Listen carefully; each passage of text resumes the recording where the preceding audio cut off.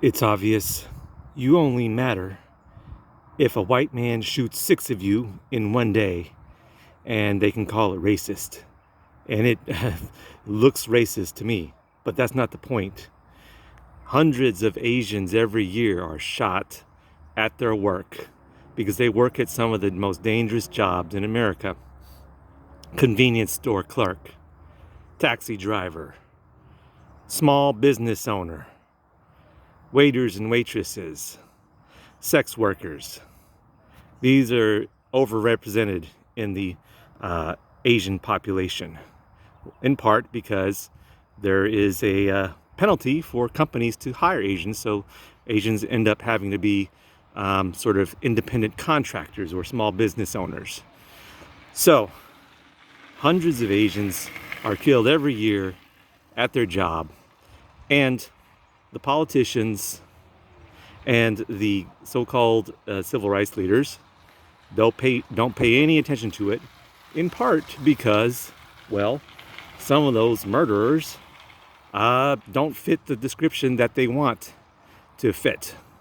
But when you have a white man who is apparently or likely a racist, or at least devalues Asian faces, Asian female sex worker faces, devalues them, whether or not this could be a hate crime, can be called a hate crime or not, I don't care. These Asian faces are devalued every day, every year. But it doesn't bring any attention until you have a white man killing 6 of us, and you can call it racist. And the other reason why you don't want to pay any attention to it as a liberal, almost 99% of the time, is because in order to stop these killings, yeah, you're going to have to involve the police. Better policing, more policing of the 7-Elevens, the gas stations, the massage parlors, the restaurants, the little, the guys who push around the paleta carts. You need to protect these people. People who work on the same corner as the drug dealers and so forth. Yeah, you need cops to protect these people. And the left does not want that. And they don't want to, quote unquote, vilify the criminals. The people who, actually shoot other people for stupid reasons. I need $50 for my next hit. I remember here at this university that an Asian student was murdered by a man who belonged to a race that you can't really, talk negatively about because he belongs to that race. I mean, you can't talk negatively about that person because he belongs to that race. And immediately after the murder of this Asian student, the university invited a speaker who was basically calling for the end of mass incarceration. And when I brought to the attention to this man that when he, in a break, intermission of his speech, I brought to his attention that, I've worked with criminals. I've worked with a lot of criminals.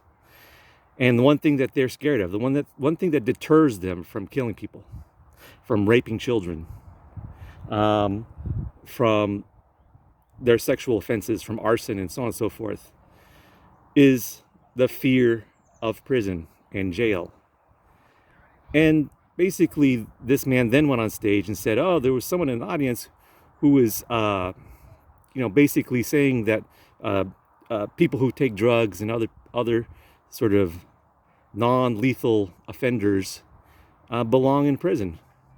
I didn't say that, but the point is that many on the so-called left, which I considered and still consider myself to be a part of, are willing to twist the truth and hide the facts in order to maintain their own understanding of themselves as the political good guys. So that's what's happening. You can't talk about when Asians are killed by the hundreds in irregular old shootings.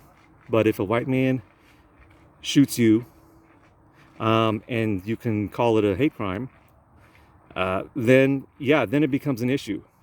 It's the same thing with black men, sadly. You know, hundreds of black men get killed every year, but it blows up when a black man is shot and killed by a cop who is apparently not defending himself, but acting out of the rules of engagement. And yeah, that cop needs to be punished, needs to be thrown in prison, you know, possibly executed if that's the rule of law. But yeah, it doesn't matter about those hundreds of black men who are murdered. They don't matter as much as the one who is apparently unjustifiably shot and killed by a police officer. And this is how it goes in today's politics. You know, you want an open border. You want a border in which there are no walls, but you force the people who are trying to cross over to go through this tiny hole, and it causes hundreds of people to die every year, probably thousands, I would say. Thousands killed, raped, or trafficked. Certainly thousands trafficked. That's documented across the border. But none of that matters. What matters is that, you know, some children have been thrown in cages, you know, because they were caught along the border. Some children are being forced back to Mexico, which is sad, which is terrible.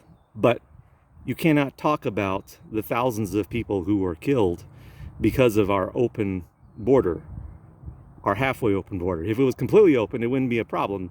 You know, you wouldn't have to pay $10,000 to a drug cartel and have them stuff heroin up your ass and rape you before, you know, sneaking you across the border in the middle of the night so that you can possibly be, you know, robbed or, you know, die of heat exhaustion in the back of a truck after you cross the border. So none of that matters. What matters is, well, how can we, you know, punish our political opponents on this issue? The disproportionality of offense is ridiculous.